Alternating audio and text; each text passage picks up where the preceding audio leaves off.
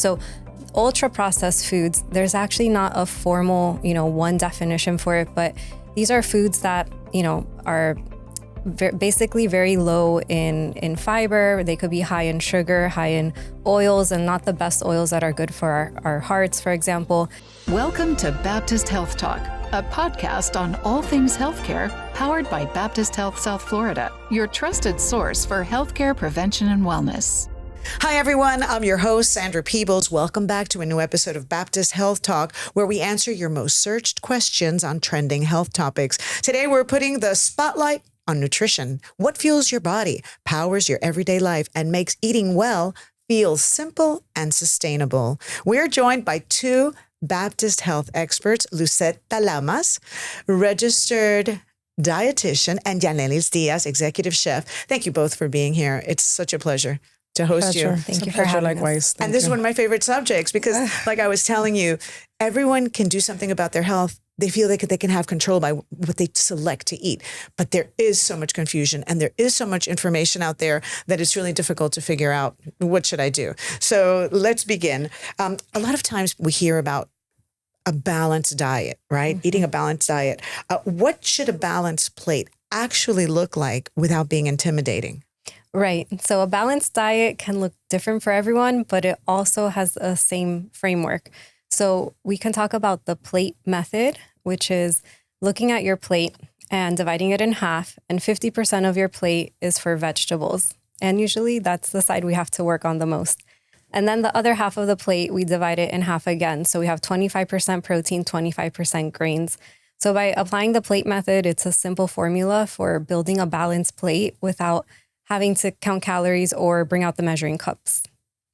Well, let's talk to you, Yanelis, and you are the executive chef here at Baptist. I'm going to ask you a question, but first I want to ask you, what exactly does that mean, being an executive chef for a hospital like this? It means a jack of all trades, I guess. Well, we feed at Baptist.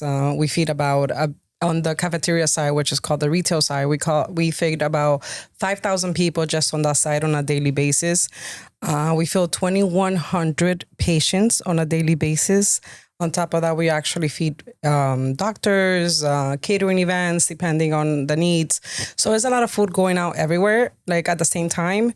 And it's very exciting and challenging, but at the same time is fulfilling, if I could say that. And I should clarify that you are the executive chef for Baptist Hospital, not for the entire system. Correct. But still, Correct. A lot of people coming through the doors at Baptist Hospital. How do you create a balanced meal for so many people? You have staff, you have patients, you have doctors. Correct. And that's a very interesting question, because when we look at it, it's not just one menu, right? All around one menu, right? Because you have to feed patients, which they are in a different dietary restrictions, right? So you have the patients who are renal, who are diabetic, and you have to cater to those needs, obviously. Then, and then you have the people who are there who are visiting a family member who are extremely overwhelmed, stressful, and they probably just want like una sopita, like a little soup, to make them feel at home, to make them feel that they're not for comfort.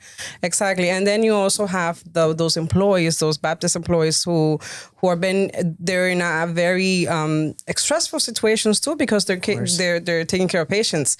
So you kind of have to be flexible and respectful of that. So our menu is based depending on the diets. Obviously, we're in Kendall. We're located in Kendall, correct?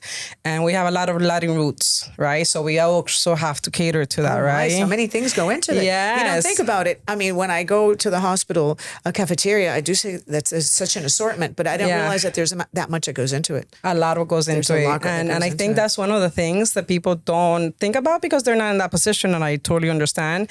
But it's like a big ship, right? When a ship goes this way, like let's say they're going north, in order for them to turn east or west, it takes a lot of power. And it's kind of the same thing for us. So we try to obviously follow the diets, the needs, the wants, and that's what we cater to, and we do that on a daily basis. So Lucette, question for you. A lot of times we hear, or we always hear, unfortunately, that carbs are bad. Our carbs, yeah, we all, right? Because they're so good. Are they really bad, or are they misunderstood? Is there a place in our diet for carbs? Carbohydrates are definitely misunderstood. Okay. So carbohydrates are our basic and preferred fuel for the human body. Like carbs break down into glucose, and glucose is the preferred fuel. So that means that we're going to use that first. Functioning. Right. Is what I hear. Exactly. Our brain and our muscles want to use that first. Now, when we eat our healthy sources of carb, they also have fiber.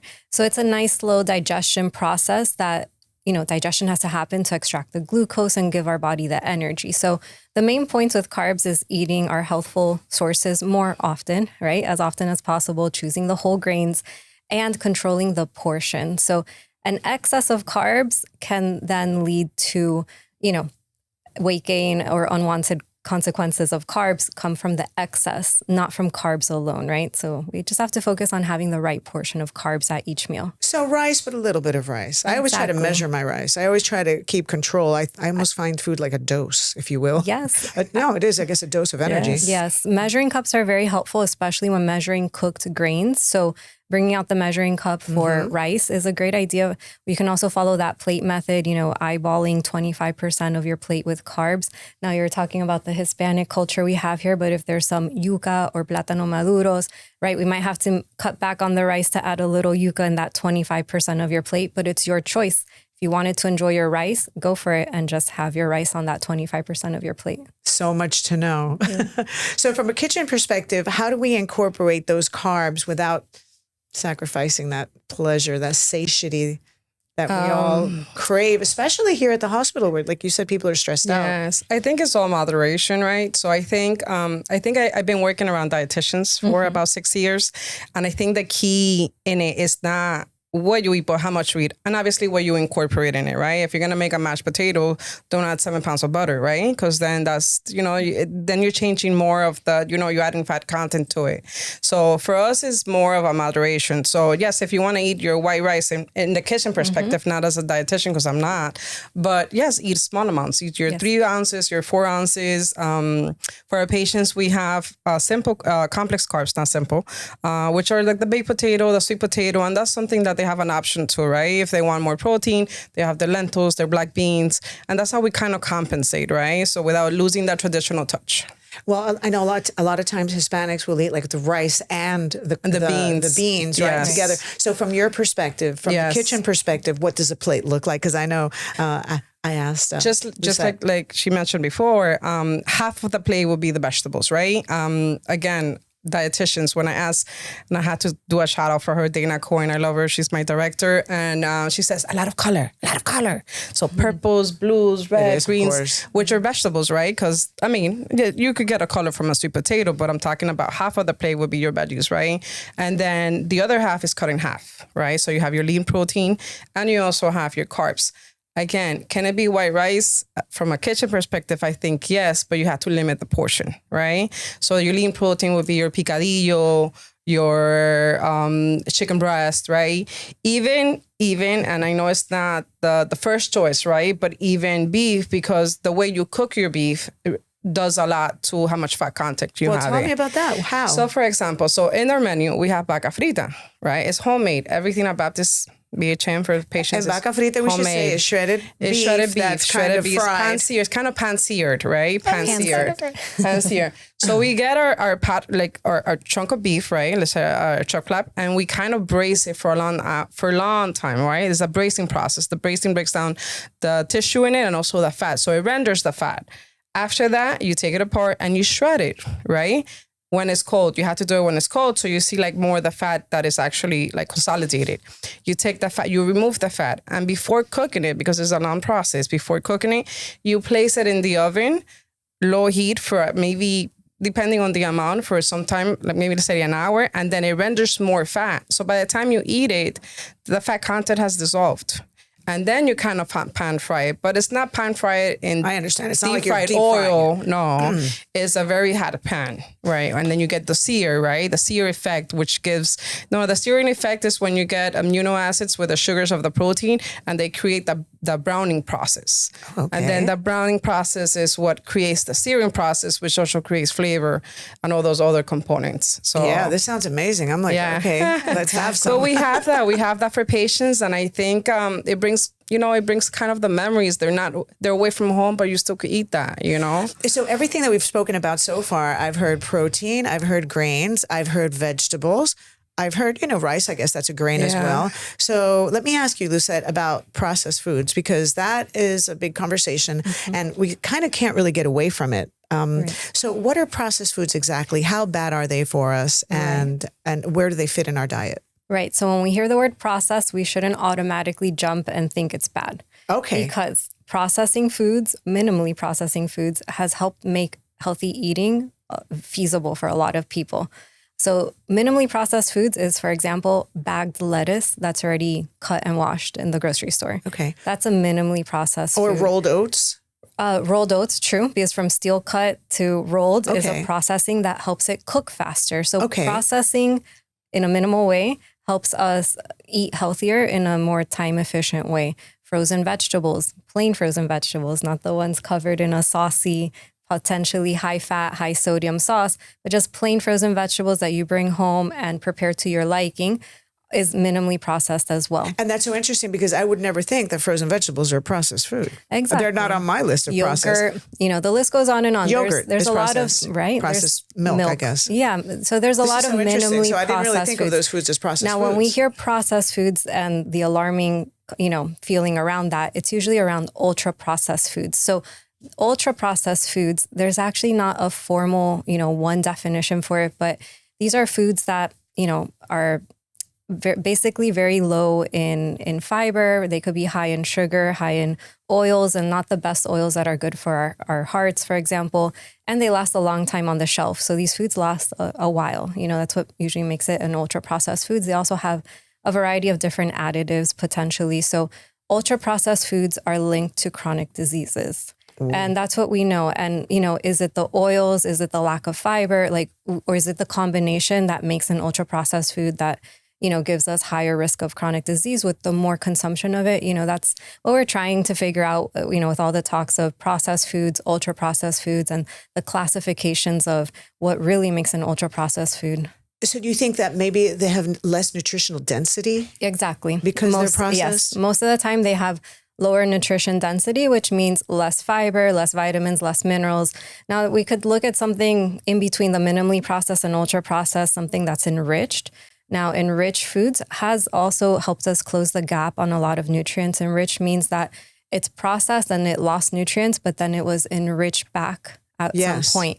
So enriched rice, enriched pasta lost nutrients, cereals as well. But the nutrients lost a lot of the time are added back, except the fiber. So the B vitamins are added back. The iron is added back in grains that are processed and then enriched. But the fiber is not added back. But we have a lot of options out there, and that's why nutrition is individualized as far as to someone's status and also their health conditions to know how much processed foods and what type of processed foods can fit in their diet. So Yanelis, when we're talking about processed foods, break down the difference between highly processed foods and things like what we call in Spanish embutidos, which would be, I guess, deli meat, sausage, that type of food. Is that processed food as well? Well, I guess it is from... It is, but to a certain extent, right? Because when, let's say you go to the deli and you ask for a roasted turkey slice, right? If it looks like in its original form, then it's mostly processed, but not ultra processed, right? Because a lot of the salami, bologna, those things are ultra processed because they have additives, they have flavoring, they have coloring. So those things are anything that looks similar to its original form, then those would be processed, but not the ultra processed part of it. So then you have to, if you look at the ingredient list and it has 300 ingredient lists, then that's ultra processed. But if you look at it and it has salt or is smoked or something like that, then that's something that is processed, but not to that extent, to the ultra extent. But I should say for deli meats, yes, there is a link though to different to certain cancers, especially colorectal, regardless if it's fresh from a deli or one that lasts a lot longer, in your refrigerator. So there is a general link between any process. And sometimes people ask, processed deli meats, is it only the red, ham, red meat? And it's even, the deli turkey. It's not just the red meat. It's something about the processing that's not super well understood, but is linked to higher chances of certain cancers. I'm not a huge fan, but every once in a while I do want a ham sandwich. I mean, and so I do indulge. A ham and cheese sandwich. Right? So maybe sometimes, but we have to be aware that those meats aren't really the healthiest. The best way. I always like to look at the habits, right? So like if this is a daily thing, so the frequency and then the portion is big. So I know that was mentioned early at some point, looking at how often people have it and also the portion. So if they have it every day, let's aim to have it every other day, right? Like deli meats. If you have a full sandwich, can we cut it back, from 8 ounces to 4 ounces of deli meat, like taking steps to reduce it. Yeah, I love those sensible small steps because they're easier to incorporate. It makes a lot of sense. So let's talk about this word that a lot of people hear, macros, right? Protein, carb, fats. How do these work in the body and how do we get energy from those macronutrients? Right. So we started talking about carbs, right? So carbs as a macronutrient, they break down and give us glucose, which is energy for our brain, energy for our muscles, energy to perform our daily tasks. Proteins and fats help provide satiety. That as far as like when you combine this, you get the perfect meal. When you have your carbs, your proteins, and your fats, you get energy and you get satiety. And the main thing is to bring it into the right balance. So that's when we choose our healthful macronutrients, like healthful choices of carbs, proteins, and fats, we not only get macros, we get micronutrients. So like Yanelis was mentioning, the different colors also means different nutrients. So the difference between a white potato and a sweet potato, that color is more beta carotene, more nutrients, more micronutrients. So our macros and our micros are all important and we can get through our carbs, proteins, and fats. And those micros would be like your vitamins or folate and those different magnesium. Vitamins, minerals, and antioxidants. That you would get from your meals. So from a kitchen perspective, how do we make a high protein meal satisfying, especially for patients or even guests of the hospital, right? That maybe don't have much of an appetite because of what they might be going through. How do we make it appealing? I think it goes back to their culture, right? Like black beans, right? Black beans, you need to make sure you have that sofrito in it, right? Without adding that extra fat, without compensating for other flavors that are not going to be nutritious to your body, right? Specifically in that when you as a patient. We also give options, right? So you don't want the black beans, okay, you get the lentils. You get your lentils, you get your we even have edamame, we if you don't like the protein itself, which your plate is composed with all those nutrients, but let's say you don't want that, we have options. We have the black beans, we have your lentils, we have things that are going to be nutritious as far as adding protein to your diet in that specific moment, and that I think gives them the option to satisfy themselves. And I think a lot of this has to do with learning. Yes. about what I is love protein. that she's promoting plant-based proteins because often when we say let's have a diet focused on protein, people think It's of Dana. Increasing. She's brought good influence, but it's you too. You understand. Yes. So it's not just the animal sources, but it's adding the beans and the lentils, and it's the same amino acids that the body needs, whether it's from an animal source or a plant source. So it's a beautiful combination if we can get both on the plate. And that's just knowledge, like learning about it, right? Because I'm Hispanic, I'm Cuban, and I didn't know beans had protein in it. I didn't know, like we didn't think that way. I mean, when we were growing up, we weren't raised that way. Yeah. And I think kind of being in this hospital setting has taught me a lot, and I think is something that I could definitely carry with myself and help others with, and that's why we give those options. Well, it's so empowering to have this information so people can make better decisions. So let me ask you again from a kitchen perspective, and when we're speaking about our Latin foods, how do you follow the guidelines but still make them not lose their soul, not lose the feeling of that dish? Wow, I think the soul of cooking is in the memories. Oh, interesting. I really think so. I think like if you go, you have the pressure cooker and you're cooking black beans and you smell it and you hear that noise, that's definitely a soul moment for me when it comes to cooking. When you have your mortar and you're like going like that to the garlic and the oils expand and you smell it, that's the soul part of things. You have to love the kitchen. Yes. I do, but it sounds that's like... That's definitely, the herbs, the fresh culantro, the citrus, the mojos. You're making me feel like I'm watching a movie in Italy. Well, that's definitely the soul of things. And we try to incorporate that without adding the extra fat or the frying. And, we want to make sure that when a patient gets the plate and they open the plate, since it's covered, obviously it has to be covered, they smell those aromas, right? And then it brings them back to the memory whether they have the appetite to eat, right? Because it is very, very, very important for them to eat. there's so much that goes into eating, right? The psychology of it. Yes, Really, I hadn't thought about definitely. it. The senses are very important. Absolutely. Intuitive eating is getting a lot of attention. Explain to us what that's about, and is it for everyone? Sure. So intuitive eating, I like to describe more mindful eating. They're very similar concepts, but intuitive eating has different principles versus mindful eating. And to segue off of the previous question that we were talking about involving your senses, that's part of mindful eating as well. Okay. So mindful eating is that practice. It's a great tool for the toolbox for everyone. So it's something that we can say, this is great for everyone to start practicing. And it's one step at a time. So stopping to smell your food, pausing, right? Mindful eating is about being present in every and any eating moment that we have, whether it's a meal, a snack, or just a little bite of something here and there, right? We want to pause and be mindful and connect our five senses of sight, taste, smell, flavor, right? To take in that food. So that's one way to practice mindful eating. Also, mindful eating helps us answer the question of why. When you pause, why am I eating at this moment? Mm-hmm. That is powerful. It's pretty powerful, especially to help create healthful habits as to why am I eating right now? And if I'm not hungry or if I don't need some comfort, but I'm feeling something else, so I need to address my feeling in another way, not with food, right? Or maybe it's just water. It could I'm just thirsty, right? Well, we want to differentiate hunger. So true hunger, we do need food to satisfy our physical hunger. So if your stomach is growling, those are signs of true hunger. But if we're feeling emotional, tired, sleepy, and not necessarily physically hungry, that can be a powerful moment of pausing and deciding what to do next. Yeah, that's great. Really stop and think, right? We all can use that. That's a great tip. I'm taking it with me today. Me too. Yanelis, so when you're feeding so many thousands of people in one day, how do you ensure consistency with the flavor, with the nutritional guidelines, and also with the appeal? Because it has to be appealing. It is at the end of the day. Of course. I think it's the first. The peel, how it looks is your first, whether you want to eat it or not.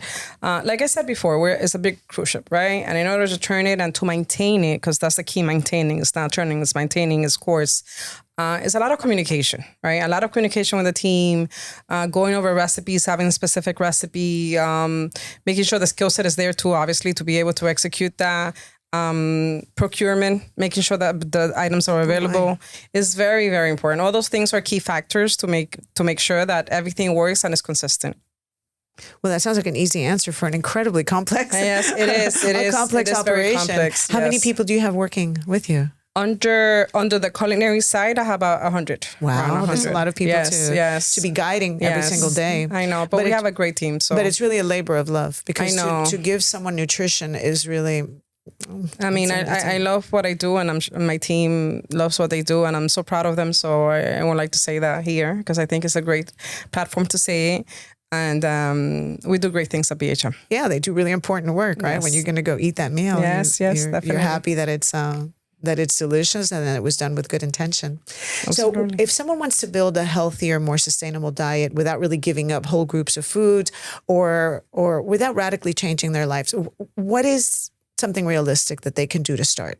Right. So if you're ready to start eating healthful today, what's something we can do? We can stop and analyze our plate. And a lot of times we just have to shift what's already on our plate, maybe control the carbs, maybe make sure that there's enough protein, and then add, so the opposite of restrict, add vegetables. And it's a new mindset, right? Of the word diet usually means not just restrictive, but overly restrictive, right? To the point where some people are sacrificing entire food groups for the sake of what they think is a healthful meal. But in reality, they're not just sacrificing a food group, they're sacrificing the macronutrient and micronutrient associated with that food group, right?